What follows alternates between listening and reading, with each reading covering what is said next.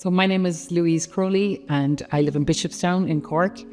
I'm married to John and we have 3 children, Clodagh, Neil and Jack. And I work full-time in the law school in University College Cork. And in March 1993, I was diagnosed with lupus.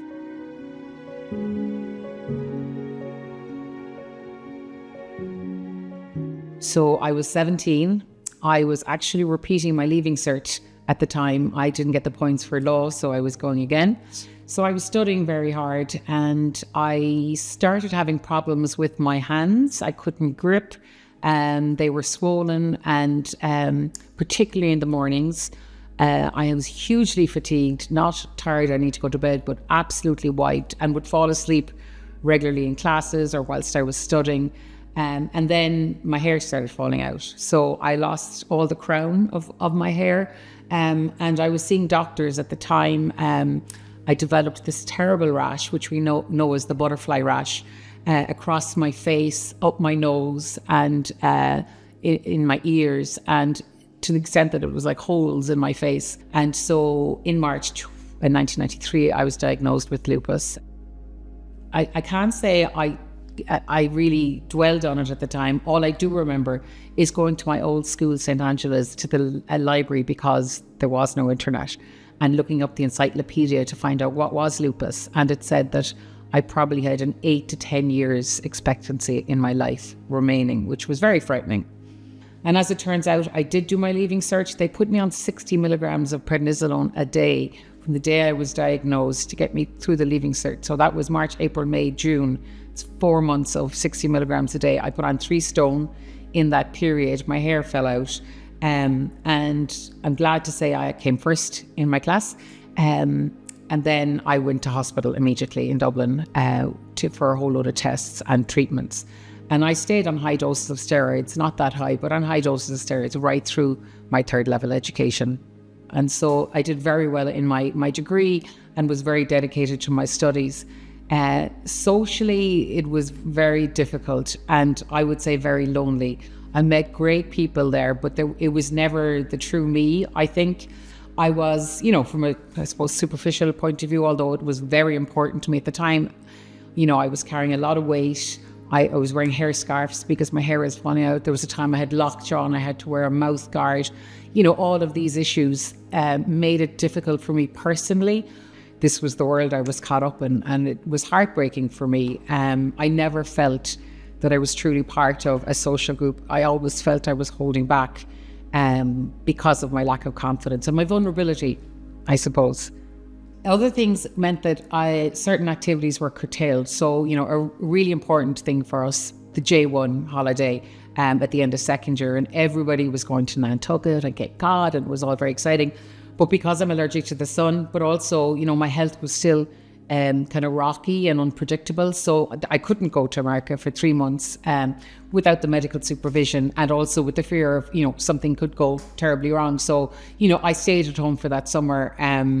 And that was hard for, me as a young woman, trying to have, the same university experience. But there was always a gap for me, I'll be honest. But the upside of that sadness was that summer, while everybody was in America, I met my husband. So all is not lost.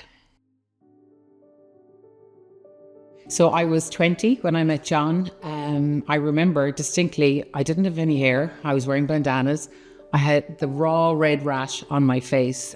I couldn't believe I won't even say he saw through all of my physical ailments. He didn't even see them. And I have to confess, we fell helplessly in love, the two of us, very quickly. But he was, from the get-go and to this day, 30 years later, he's just so supportive, so loving of me and all my bits, the good bits and the bad bits, and I have never felt judged or ugly or sick, in the sense that I was less worthy with him. He's an incredibly strong person. When I'm in trouble, he just steps up. Our understanding was that having children was not a good idea for me. Historically, the position was that a woman with lupus should probably not have children. We had Clodagh in 2005, so she was the first grandchild on my side of the family. such joy, such happiness. You know, it was fine. I was very tired. And as Clodagh was growing up, I wasn't the mom who would be on the ground playing with the toys because I couldn't go down on my knees, but also when I go down, I can't get up.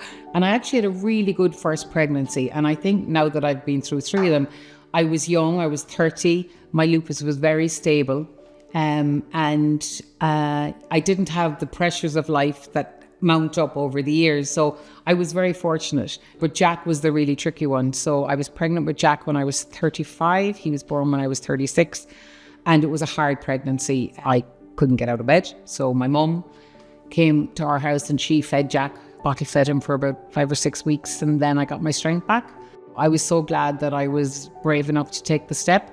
And of course, medically supported. You know, it's not a decision to take lightly because it's, as I say, it's more than the pregnancy. It's what that means for your life. So in terms of everyday living with lupus, you know, it pops up everywhere. I'm one of 5. My parents are both alive. And mum and dad and my 4 siblings are, gosh, they're like the people who surround me and look after me. So if I have a problem, particularly personally, I can reach out for support in terms of chats or meeting up. And they know me because they've been with me through it all. Hiding your needs, you know, will do you no favors. So you need to be open about it because your body is telling you it needs it. And you can only be brave for so long. Like if I'm out and about and I need to sit down, I will sit down wherever I can sit down. So whether that's on the floor of the shop or on the footpath on the Grand Parade, I'll just do that because I have to do that. When I have the laundry, there are days that I just sit down like this on the seat and I will fold. As you do things, you discover what's difficult. And then you just make accommodations as best you can. And sometimes the best thing to do is to say, someone else do it. And so I work 5 minutes away in UCC. I've always taught family law at undergraduate and postgrad, and I'm the director of our Masters in Children's Rights and Family Law. So in UCC, they've been really supportive of me. So UCC is a bit of a sprawling campus, and people may have to walk for 10 minutes to get to a lecture or walk up to campus, whereas I just go downstairs and then I get the lift back up. You know, so everything is, you know, within 1 minute of where my desk is in my office. So that is hugely important for me because if I had to walk, you know, further down campus, when I get to the lecture room, if I'm having a bad day, I just need to lay down, you know. So it's great that that's there. I have a blue badge to save me having to walk long distances when I'm parking. And I have a couch in my office, which I bought myself. But it just means that if I need to lie down, I can lie down. And some days when I'm going to give a lecture, I just know I'm, you know, very little in the tank. So I will go into the lecture room and I'll sit down. And that's absolutely fine. So we moved to this house. We moved in 2018. And it has just taken away so many unnecessary stresses and obligations on me that would take up my time and my energy. So we live here. The school for the boys is 300 meters that way. So they leave with about 1 minute to spare in the morning. Our GA club is there. We back onto it. It also means that if they're playing a match and I'm too tired to go, I have a little nook behind the cabin there where I can sit and watch the matches, full visibility. But it just means that I can, you know, be at the match, so to speak, but in the comfort of my own back garden with everything that I need. And so we have this little world that's about 2 miles radius. And it just means we're not traveling. I don't have the stress of that. You know, all those little things that we do in the house for me just means that I still get to watch things and do things, but it's just accommodated for my needs. So, you know, it's about firstly being aware of what's causing you a stress or a hardship, and then being creative, I guess, to find a solution. So arthritis and issues with my bones and joints has been an issue pretty much from the beginning. So the arthritis that I suffer from, it's predominantly my hands. And so I have a special mouse at work and different supports for that. And I also have technology. That means mostly I talk to my computer rather than type. When I've been to an occupational therapist, so I have supports for, you know, weighing in bed for my hands or for resting my joints in the evenings. And I think it's really important for people to listen to their bodies and trust their instinct. I can be slow to reach out. And more than once, a consultant has said to me, you don't need to be dying to come looking for help. So I would urge people to develop their relationship with their consultant or their GP so that they can share what they're experiencing to support the GP or the consultant to understand and to respond.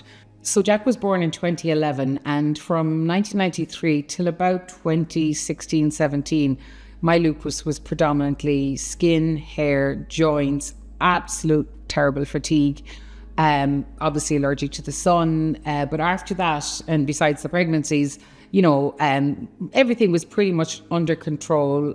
But in 2018, I had stage 4 kidney disease. It came upon me very quickly. And I got great help in the CUH. I think I was in there for about 3 weeks. And I managed to avoid dialysis. They put me on chemo for about 6 months, so in for day infusions. And that was very effective. My primary consultant is a rheumatologist. She completely understands my situation. So there was a period about 6 months ago where my hands were really curving and my fingers were very swollen, particularly the middle knuckle joint there. So I am now taking high-tech injections once a week, which have, oh my God, they're brilliant. Everything has shrunken down to not normal, but very manageable levels of active arthritis. So I suppose that's one example of how the medication over the years has really evolved, and because lupus is so multifaceted in its symptoms, that there are medications basically for all the different symptoms. It means you're taking a whole cocktail. I take 17 medications in a day, and it's a lot, but they're in response to all the various elements of my lupus. The medication is really allowing me to temper the impact of all of the different symptoms that I have. There are great hopes for lupus. I mean, there's some really interesting clinical trials happening. So, all the research and all the investment that can be done is really critical. It is a chronic illness that impacts all aspects of your life, impacts your choices. For example, going on holidays, I can't go to the sun. And if I go to the sun, I wear one of my 20 scarves or 40 hats, and it can be quite limiting even here in the Irish weather. If I don't wear a hat in the sun, my hair will fall out. So I invested in a wig. If you've got hair loss, it's a great thing. It's a great comfort because you look in the mirror and you look well. And for me, that sets me off on a good day. And I think it's important to say it's really hard to work full time, have 3 children, and a house you to keep, and have lupus. It's really hard. So there are always trade-offs. So if I'm going through a busy work period, I will spend the whole weekend in bed. Sometimes I'm probably a bit reckless with how much I push myself, but then there comes a point where I have to pull back, and I do. But I do fight the good fight. I am naturally a very positive person. Glass is always half full, irrespective of what's happening. I always expect tomorrow to be better if I'm having a bad day. But I'd hate for anyone to think that life was always rosy. I've had depression on and off over the years, very much related to my lupus. I've no doubt the stress and the strain. I suppose it's important to acknowledge that lupus does change how you live. It does limit what you can do. But I suppose what I would say is I would urge anybody to look at the positives insofar as you can, find the joy. And for me, I really think I've managed to find that balance. And so, if you're a teenager and you've recently been diagnosed with lupus, it feels devastating. The good news is that it isn't the end of the world. It just means that there are new issues in your life. And so the first bit, will be hard, getting your head around it, understanding it. But I would ask you to have hope and to know that, you can still achieve all your dreams. And so be kind to yourself and know that there are good times ahead.